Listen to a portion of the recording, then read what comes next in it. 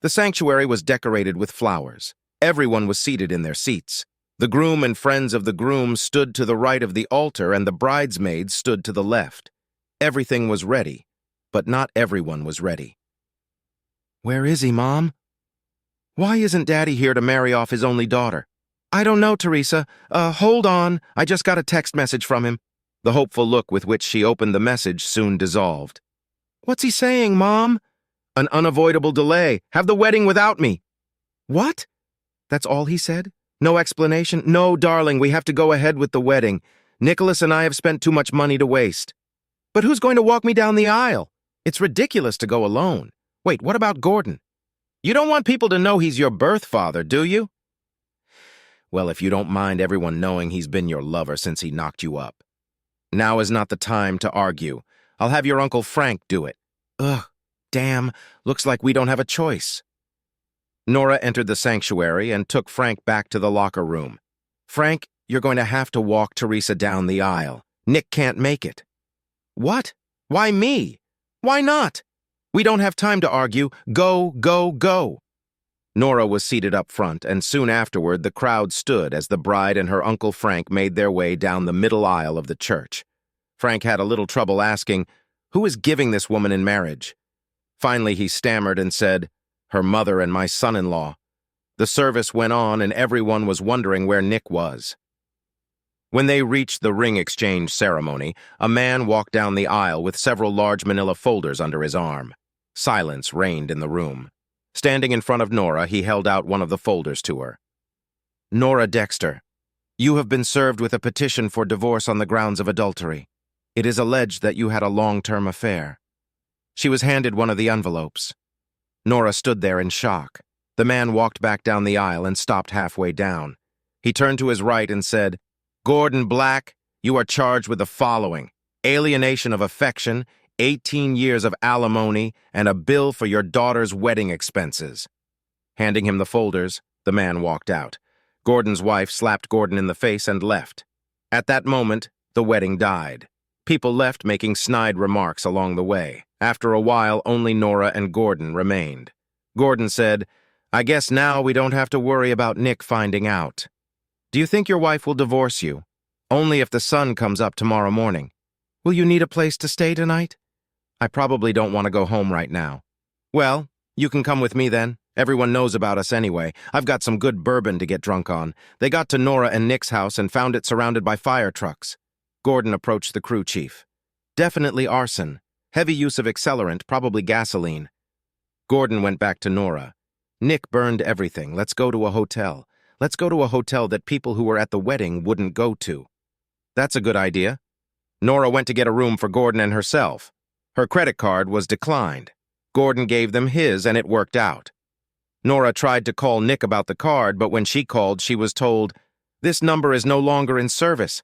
She sighed and said, "Scorched earth." For good reason, Gordon and Nora were not motivated to have sex. The only time in 20 years they didn't have sex was barely outside the hotel room door.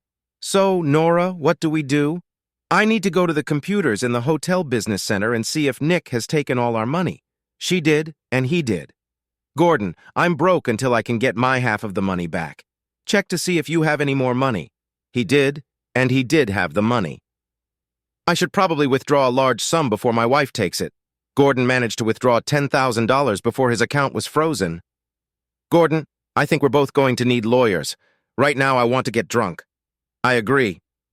Gordon and Nora got drunk and passed out on the bed, fully clothed. They came downstairs for breakfast in crumpled clothes. "Nora, do you have a place to stay? I'm going to call Candace and see where I stand. I may have to stay somewhere else, too. Just hope she doesn't say she never wants to see me again." "Good luck. I will ask my daughter if I can stay with her. Right now, I need to go to Walmart and get some clothes and toiletries. What are you going to pay for them with?" "I forgot. Gordon, can I borrow some money from you?" "Sure." Gordon drove her to the church where her car had been left. That one was gone. Nick had a spare key and could have just driven away in it. Now Gordon had to take her to Walmart and wait while she shopped. He informed Nora that Candace had given him permission to come home, at least long enough to pack some things. Nora called her daughter. "Teresa, it's your mom." "Mom, how could he?" I thought Daddy loved me. He may have ruined my marriage. Johnny won't talk to me now. What am I gonna do? I don't know. I know I need a place to stay. Can I stay with you for a while? Why don't you come home, or did your stubborn father kick you out? No, he burned me out. What? Yeah, he burned down our house. He's probably gonna get arrested for arson. Dad burned down our house. He'd have to be awfully evil to do that. That's an understatement. I think you can stay at my place, but if Johnny calls and wants to come back, you'll leave. It's a deal. I'll be right over. Oh, can't you pick me up? Legal proceedings. A fire inspector pressed charges against Nick. Nick pleaded not guilty and went to trial. In the interim, he remained in jail instead of being released on bail. Nora and her lawyer used this time to try to find out where the money he had taken was. She figured he must have turned it into cash and stashed it in some place he refused to reveal. Nora waited until after the trial to file for divorce on the advice of her attorney. He said a guilty verdict would make for a good divorce proceeding. The prosecutor brought in an arson expert to testify that the fire was an act of arson. Nick's attorney asked no questions. The prosecutor then called Nora to testify about what was going on that might have motivated Nick to burn down their house. She said they argued over wedding items and then he didn't show up to walk his daughter down the aisle. This time, Nick's attorney asked questions. Miss Dexter, are you aware that perjury is a crime? Objection. Affects the credibility of the witness. Overruled, but watch yourself. Thank you, Your Honor. Now, Mrs. Dexter, why did you lie about your daughter being Mr. Dexter's daughter? She is his daughter. It's his name on the birth certificate. He raised her with me her whole life. Does the birth certificate list the name of her biological father? Silence. No. There was a murmur from the crowd. Whose name should appear on the birth certificate as the father? Gordon Black. How long have you and Mr. Black been hornswoggling your husband? Our entire marriage, the judge interrupted. Mr. Conlon, do you realize you're establishing motive for your client? Yes, Your Honor, my client would rather publicize his wife's infidelity than avoid the consequences of his actions. If that's the case, I find Mr. Dexter guilty of arson. After a short recess, I will hear sentencing recommendations. Upon returning from recess, the prosecutor stated that the facts are not in dispute. Mr. Dexter intentionally set fire to the house he shared with his wife and, until recently, his daughter. Almost all of Mrs. Dexter's belongings and some of Miss Dexter's belongings were destroyed. Since insurance does not cover arson, the only satisfaction she can get is to send her husband away for as long as the law allows. She will sue him for divorce and compensation for all she has lost. Nick's attorney spoke up. My client burned down his house? Yes, but the key word is that it was his house. The deed to the house was not in his wife's name. All of her and her daughter's belongings are in plastic bags in a storage unit, the key to which I'm handing over to her attorney right now. Your Honor, we ask you to consider what would be the normal reaction of any man learning that his wife had sex with another man before and throughout their 22-year marriage. This illicit sex resulted in the birth of a baby girl that his wife, and later his daughter, deliberately passed off as his own. Their divorce and related litigation will decide the equitable division of property, but since there is no substantial loss of property on Mrs. Dexter's part, we believe Mr. Dexter should receive the minimum penalty. As he left, Nick said to Nora, "See you in divorce court." Divorce. Coming into the divorce hearing, Nick looked good. He had been working out, and it had helped him lose pounds and tone his muscles. Nora, on the other hand, looked terrible. Gordon made a deal with his wife that they would stay together. It turned out that Gordon's wife had also been unfaithful. They agreed to forgive each other one last time, but Candace was to control all the money from now on. He moved back home. Nora suffered financially and socially. The divorce was her chance to get back to normal. The money Nick owed her would give her a chance to rebuild, perhaps in another city. Your Honor, Mrs. Dexter is demanding half of all assets that were in their accounts based on a list of all assets from 6 months ago.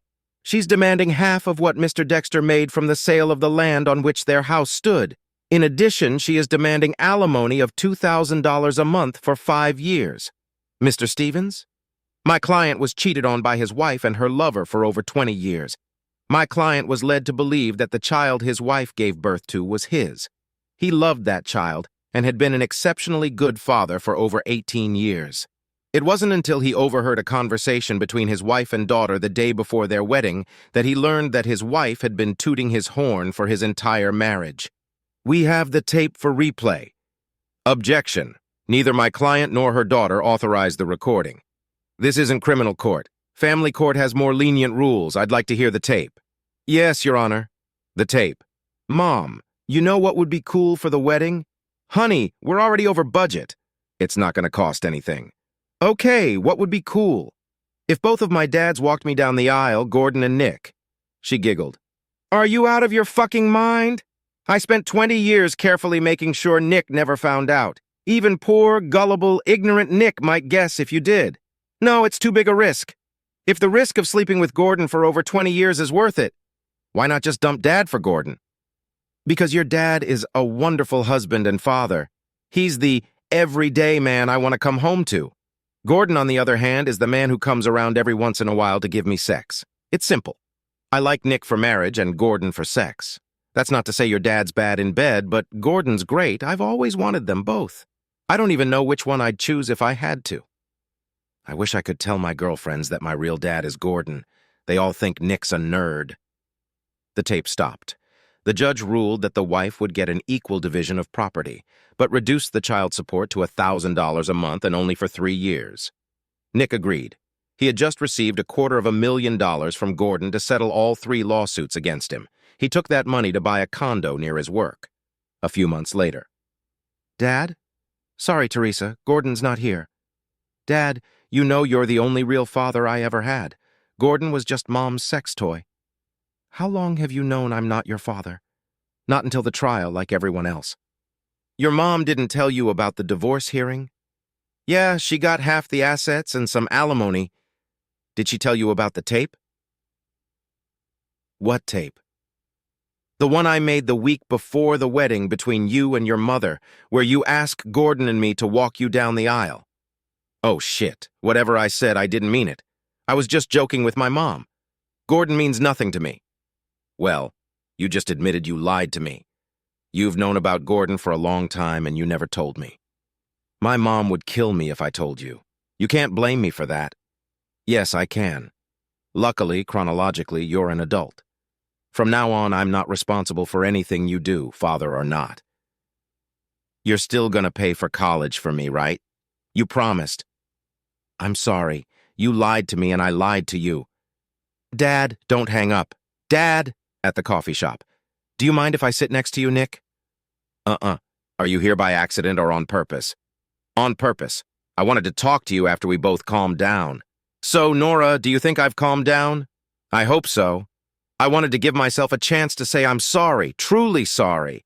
The sex with Gordon was good, but it wasn't worth our marriage. We got away with it for so long that I took you for granted.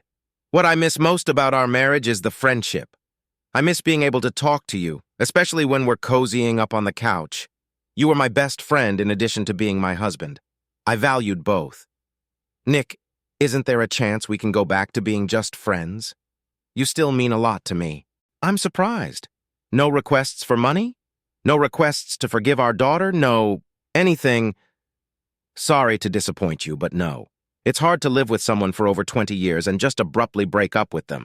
Despite our divorce, I never stopped caring about you. If you want, we can meet at Starbucks or some other neutral place if you're willing to meet me." "Maybe. The exasperation isn't as strong as it was when I first found out. This may surprise you, but I also miss the times when we just talked. You're a smart woman with good ideas. I think we could try at the very least. I mean, we can always stop if we want to. Tuesday night works for me. Besides talking, I'll never get tired of reminding you how worthless you thought I was in bed." Nick smiled. "You know very well that I loved you and I enjoyed our sex life. Let's not talk about that anymore. When we meet, it should be off the list of topics. Tuesdays work for me, too." For several months, the Tuesday meetings went well. Despite how their marriage ended, there were many shared, fond memories, even if they were just fond memories. Nick was the only one who had talked about them going to her house to talk away from prying ears. Nora agreed because she wanted to snuggle up to each other, talk, and drink something other than expensive coffee. They both began to feel like old times. Nora began to feel safe when she broached the subject that was going to make him invite her to live with him again. "Nick, do you enjoy these weekly conversations and reminiscences?" "Yes, very much. I'm glad you offered to do it." "You know what else would be fun?" "What?" Nora felt it was time to take a risk. "There's something else I've been missing. When we were married, after we talked, we would most often go upstairs, take off all our clothes, and enjoy each other. Can we do that tonight? Please." Nick thought about the suggestion for a moment, then smiled and said, "Nora, go upstairs and get the bed and yourself ready. I, on the other hand, will prepare drinks for us and be up shortly." "Yes, dear." She ran up the stairs. Nora was almost ecstatic. Her plan to slowly entice Nick had worked. Once she convinced him that he could satisfy her sexually, they would be together again. She decided not to wear the nightgown, no matter how sexy it looked. She threw off her clothes and lay on the bed, inviting him to enjoy her body. She waited and waited. Something wasn't right. She threw on a robe and went downstairs. "Nick, where are you, honey?" There was no answer. Nora saw something on the kitchen table. It was a note. "Imminent delay. You don't have to wait for me, you can go to hell."